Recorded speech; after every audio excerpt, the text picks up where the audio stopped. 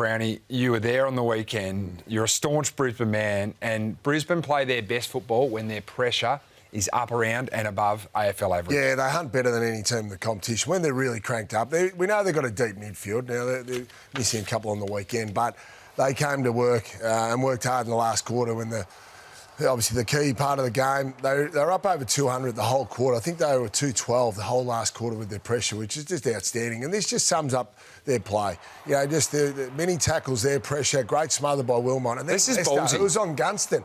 Comes forward, bang. So good. But it's a physical tackle. It's a body tackle as well. And then they celebrate it. So, you know, that's a great part of their game. That's system, but also, like, everyone goes, oh, Fine. Pressure is effort. That is system. Yep. To leave Jack Gunston, arguably the hottest forward in the competition, and come up and lay that tackle, that shows full belief in the system behind the ball. One thing that the Lions have developed over the last couple of years, and we saw it, work to great effect in the grand final, in the finals last year, when they were talking about if you're dancing on ice, so you've got to make it work, and they were going fast with run and carry. They've got so many different modes that they can use the ball. They used to be a kick mark side that used to go east-west and then control the play and then go forward, and that's exactly what we saw against Fremantle last week. They just controlled the ball, and their speed of ball movement here, as you can see, it was around 86, so 100 being the average, but 65 is the one up on the top right. The distance to goal, that's north-south.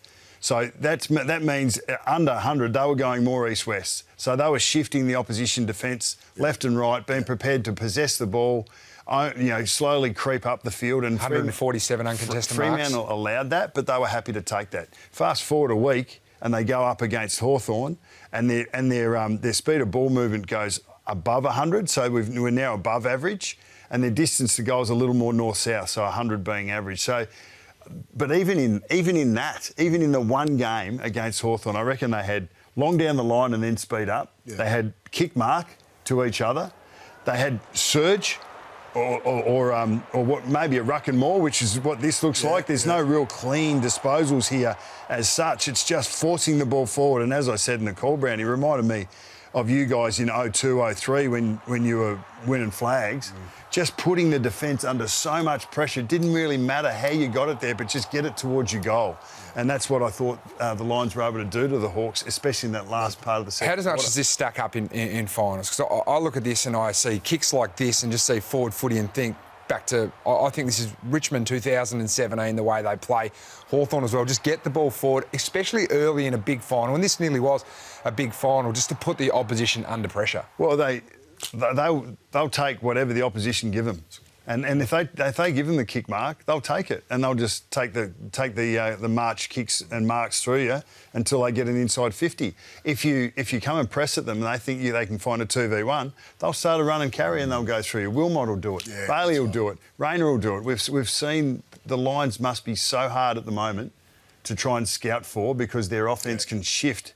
Not quarter by quarter, but 10 minutes. It's the ultimate compliment, isn't it? And that goes to the coaching staff to upskill your players enough so they can read what's coming the other direction and then make the right decision. You're exactly right. Take what the opposition give you, and we've got different modes that we can go to. Let's talk about a side that doesn't have a different mode at the moment, the opposition, Hawthorn, and especially from kick-ins. Well, yeah, I scratched my head, and I've sort of looked at this all year, and watching the game, it was evident again. So in terms of take what the opposition give you, I don't think they're challenging the opposition enough, and too often, in my opinion, and they've got reasons for it. I would imagine it's defensively more stable. Brisbane win this one, they can come back through numbers, so it's a harder shot on goal. But I'd love to see them challenge the right-hand side more. Why? Well, Sam Mitchell better than all of us, and I think he's one of the most creative players and creative coaches, and then this is just boring. Well, you're right, but so they don't take the middle of the ground. So Brisbane go, well, this is what they've given us, so we'll take the middle of the ground and we'll use that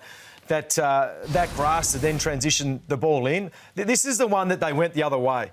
Now, it wasn't meant for Ward, but he only ran because he saw Amon going out to the left-hand side. Now, he tried to come back, Amon, but saw Ward in the middle of the ground. So that kick right there is as dangerous as you can get, and their ball movement flows from out. This is Brisbane. I think Brisbane are probably the best in the competition. Look at him darting around, but look how big the ground is.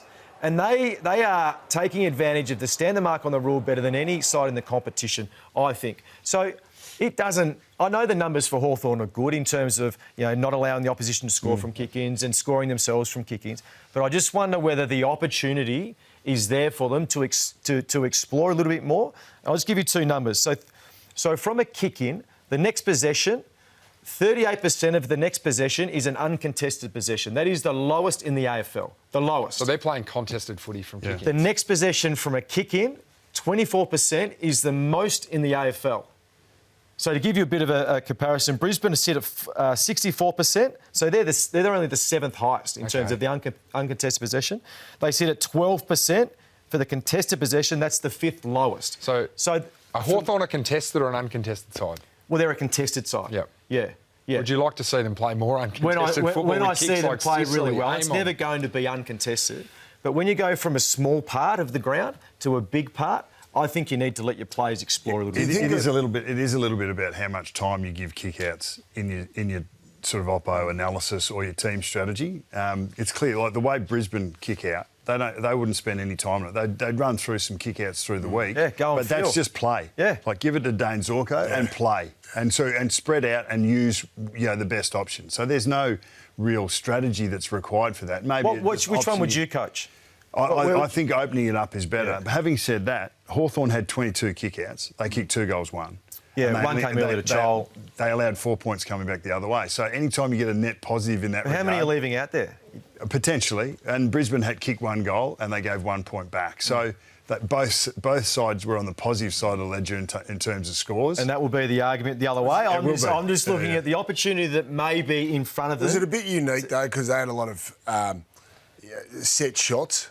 So Brisbane had a lot of set shots. You can still spread the ground on set shots, though. Yeah, I know, but the opposition gets to set up properly, so they go into a standard, whereas the broken plays, the broken points, you tend to be a bit more freer. Yeah, no, I don't necessarily agree. I think if you've got a team in a zone, there's still holes you can pick. Yep. If you're a good kick like Zorko is, he'll pick you apart. It really was. We were there. We were talking about it during the call. It was crying out. It just drove me mad. It was a crying out for him to go the other side. Me and Bucks were loving it because they kept kicking it from outside. We loved it. The players So a quick word on the Hawks, Geordie. You're our Hawks man. Oh, they were beaten by the better team. But the double chance goes away, and they can't.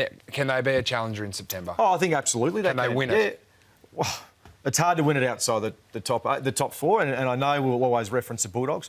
But once again, when I benchmark them against Brisbane, I don't think they're at the level that Brisbane are at the moment. I think they're just a speedy mid-short and maybe sort of a mid-forward midfielder short. They would love Will Day at the moment. Why would you say that? Talk about a team that has made the top 4 bucks and was looking at potentially late in the game not being a part of it, and that is the Collingwood Football Club. And they've got so much great talent, but they've got a 400 gamer there that stood up and saved them late against Melbourne. Yeah, there's not many 400 gamers that are saving their direct side, but Scott Pendlebury. Yes, exactly. But Scott Pendlebury was huge.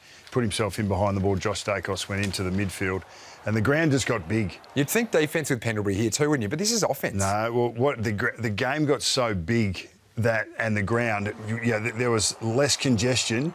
And in the end, and there's a kick out. Geordie's just got his arms wide.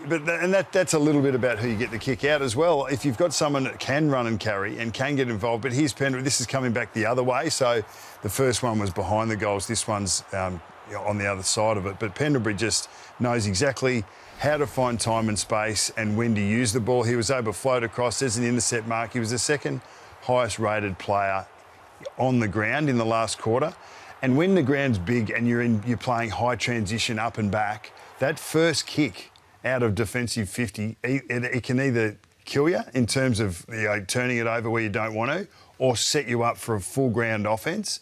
And Pendle's just managed to pick the right option at the right time 5 or 6 times in the last 15 minutes, which gave the Pies the scoring that they needed to be able to get over the line. I think the impressive thing for me from him kicking out, he didn't necessarily go long, which would have meant he was a long way off that next contest. Those short kicks allows you to catch up if you're the deepest player, and he was the deepest player on a few occasions and continued on with that play. He was brilliant. Did he do it with you at all? Did he ever take kick-ins?